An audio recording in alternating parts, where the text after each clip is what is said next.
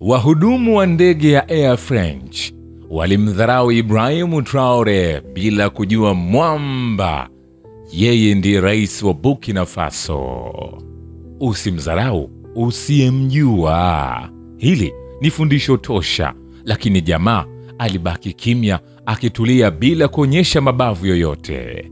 Kile kilichoonekana kama safari ya kawaida ya ndege kiligeuka kuwa somo la nguvu. Mhudumu wa ndege anamlenga abiria Mwafrika aliyetulia bila heshima, bila kujua yeye ni rais wa Burkina Faso, Ibrahim Traore.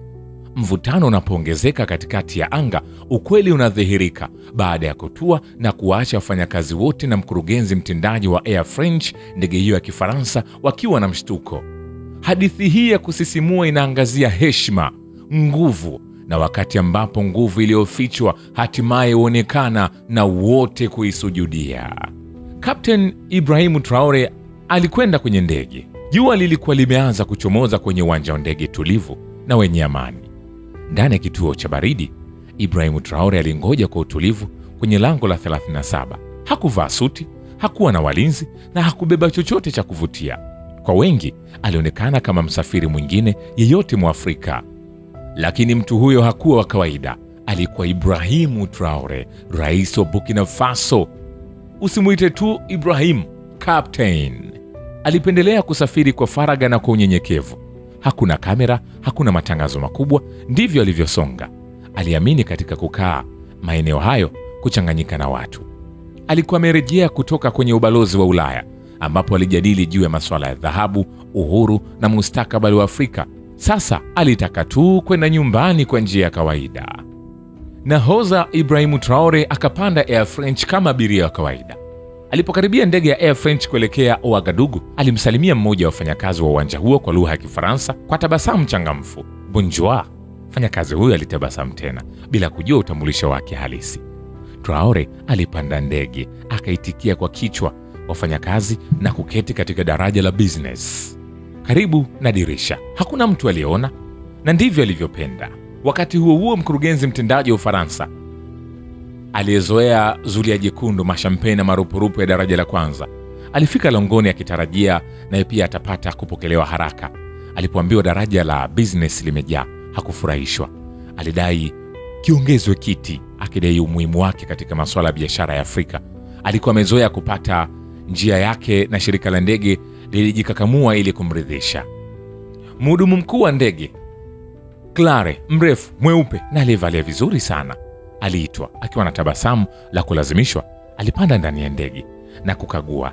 Macho yake yalifungwa kwa Traore, akiwa ameketi kwa utulivu kwenye kiti chake, akiwa amevalia kiraisi bila dalili za hadhi. Alionekana kwake kama mtu ambaye si wa eneo hilo au si wa daraja hilo la ndege. Claire, mhudumu mkuu wa shirika la ndege la Air France, bila kusahaulika, alikutana na Captain Ibrahim Traore bila yeye kujua. Kwa macho na fikra zake aliona ni mtu wa kawaida. Aliomba kwa upole lakini kwa uthabiti kuona pasi yake ya kupanda ya Ibrahim Traore. Ibrahim Traore alitii, akampa pasi yake. Nambari ya kiti ilikuwa sahihi, bado kuna kitu ndani yake hakikukaa sawa. Muda mfupi baadaye alirudi na sauti ya moja kwa moja zaidi. Bwana, tunaweza kukuhitaji kukuhamisha ili abiria wetu mwingine aweze kukaa hapo. Je, ungependa kuhamia eneo lingine? Tutakufidia. Ili apande, mkurugenzi yule mtendaji wa Ufaransa. Ibrahim, mtulivu, aliinua nyusi. Kwa nini mimi? Aliuliza. Clara alijibu bila kufafanua. Ni marekebisho madogo tu kwa mgeni mwingine. Mgeni muhimu kuliko mimi? Alihoji Ibrahim Traore. Yeye hakujibu. Abiria wengine walitazamana huku na huku wakihisi usumbufu, lakini hakuna aliyeingilia kati. Traore alijibu kwa upole lakini kwa uthabiti. Hapana, nitabaki kwenye kiti changu. Clara alipigwa na butwa. Mwanaume kama yeye anasema hapana, hasa mwanaume wa Kiafrika? Alijaribu tena, lakini Traore alisimama imara. Ikiwa hii inafanya kazi, alisema, basi eleza kwa nini ninaulizwa na sio mtu mwingine yeyote. Akiwa amechanganyikiwa, Clara aliondoka. Kisha akaanza kuwalenga wanaume wengine weusi katika darasa lile lile. Akiwa amechanganyikiwa, Clara aliondoka. Kisha akaanza kuwatafuta wanaume wengine weusi kwenye daraja lile la business. Kosa lake la pili, Traore alitazama kimya, uso wake ukiwa umetulia, akili yake ikiwa imetulia. Hatimaye Clara alinyosha kidole kwa kijana Mwafrika na kusema, wewe bwana. Kijana huyo aliuliza, kwa nini mimi? Hakutoa jibu, alichukua tu pasi yake ya kupanda. Hapo ndipo Ibrahim Traore aliposimama. "Inatosha," alisema, sauti yake ikiwa tulivu lakini nzito ya mamlaka. "Unafanya maamuzi kulingana na ngozi, sio tiketi. Hiyo inaitwa ubaguzi." Clare alitetemeka. Alimtaka aketi asisababishe tukio, lakini macho yake hakumfanya atulie. Hakupiga kelele, hakujidhihirisha yeye ni nani, hakuhitaji. Yeye tu akaketi nyuma. Ndege iliendelea, abiria wakatulia. Mvutano ukaendelea. Clare akaleta maji kwa Traore. Katikati ya safari ya ndege alijaribu kurekebisha mambo. Hakuna kuomba msamaha, hakuna heshima. Wakati huo mkurugenzi mtendaji alikuwa akibembelezwa, kucheka, kunywa champagne, kuzungumza na Clare kuhusu miradi yake muhimu barani Afrika. Alijigamba kwa Burkina Faso ilikuwa na bahati na yeye kuleta utulivu kwenye machafuko. Mistari miwili mbele, mtu yule yule aliyemtukana alikaa kimya. Na huyo ndo rais wa Burkina Faso. Wakati mkurugenzi mtendaji huku Burkina Faso akijigamba kwamba yeye amesababisha amani ndani ya taifa la Burkina Faso, mwamba ametulia, yupo ndani ya ndege. Muuguzi Mwafrika aliyekuwa ndani ya ndege alimnong'oneza jirani yake, "Huyo ndiye rais wetu, hawajui hata wanamdhalilisha nani." Hakuna aliyethubutu kusema. Ibrahim alichungulia dirishani akiwa mwenye amani lakini mwenye msimamo. Ndege ilipoanza kuteremka Ouagadougou, abiria waliona jambo lisilo la kawaida. Safu za SUV nyeusi, magari ya kijeshi na msindikizaji wa rais akingoja kwenye lami. Minong'ono ilienea ndani ya kabati.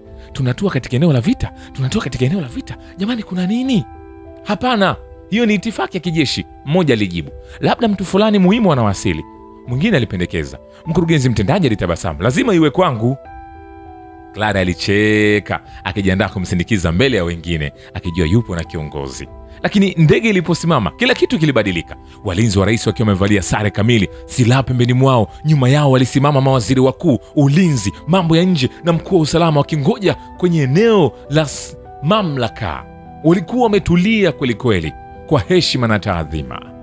Kupitia dirishani, abiria walitazama walinzi wa rais waliovalia sare kali wakiwa wamejipanga na silaha pembeni mwao.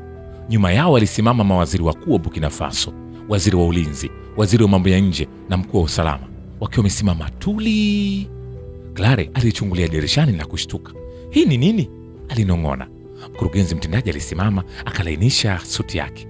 "Kwa wazi, hii ni kwa ajili yangu," alisema. "Nilikwambia kuwa ninahusika katika miradi mikubwa." Lakini kabla ya mtu yeyote kusogea, afisa mmoja mrefu aliyevalia alipanda ndani ya ndege hiyo. Kila uso uligeuka aliposimama kwenye siti 2A. Aliinua mkono wake kwenye paji la uso wake kwa salamu kali ya kijeshi. "Karibu nyumbani, rais." Jumba lote likanyamaza ndani ya ndege. Unaweza kusikia mioyo ikisimama. Bu, bu. Macho ya Clare yalishuka, mikono yake ilianza kutetemeka. Ibrahim Traore alisimama polepole, utulivu, mwenye heshima. Hakuna neno lililosemwa. Mkurugenzi mtendaji alirudi nyuma, mdomo unashangaa. "Raisi?" akagugumia. Traore aliitikia kwa kichwa, "Raisi."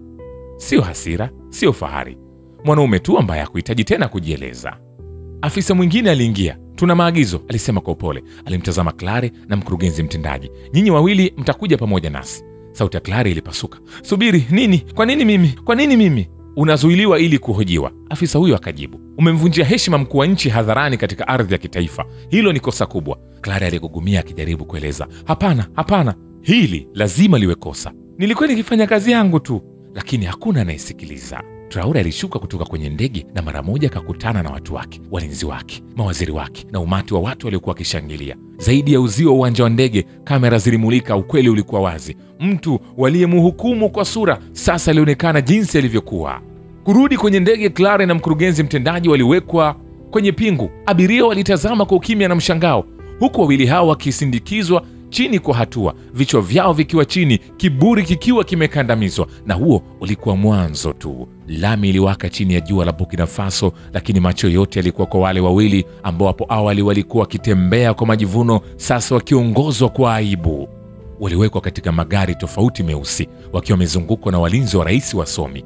Hakuna aliyesema neno, hata maafisa. Kimya kilikuwa kikizidi kwenye masikio. Ulikuwa ukimya wa heshima ukirudisha nafasi yake. Ndani ya kituo hicho, Rais Ibrahim Traore alisimama mbele ya kikundi kidogo cha waandishi wa habari kwa utulivu, bila hasira. Alizungumza. "Nchini Burkina Faso hatuangalii ngozi ya mtu ili kupima thamani yake, hatuinami pesa au tabia za kikoloni za zamani. Hapa tunaheshimu utu, binadamu na watu wetu. Hii ndiyo Afrika mpya.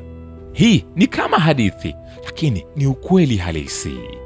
Picha za mkurugenzi huyo mtendaji kutoka huko Ufaransa akiburuzwa mahakamani zilionekana.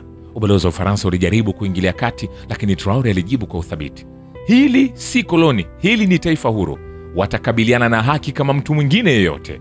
Air France ilijitahidi kudhibiti uharibifu na kutoa msamaha wa kawaida ndani ya saa 24 iliyojaa lugha ya ushirika na majuto tupu, lakini haikutosha. Iliomba msamaha.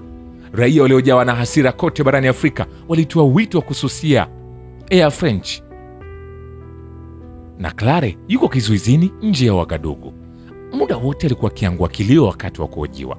Anasema, sikujua alikuwa nani, alilia, nilikuwa nikifuata taratibu. Pelelezi alijibu kwa upole, hukuhitaji kujua yeye ni nani, ulihitaji tu kumtendea kama binadamu.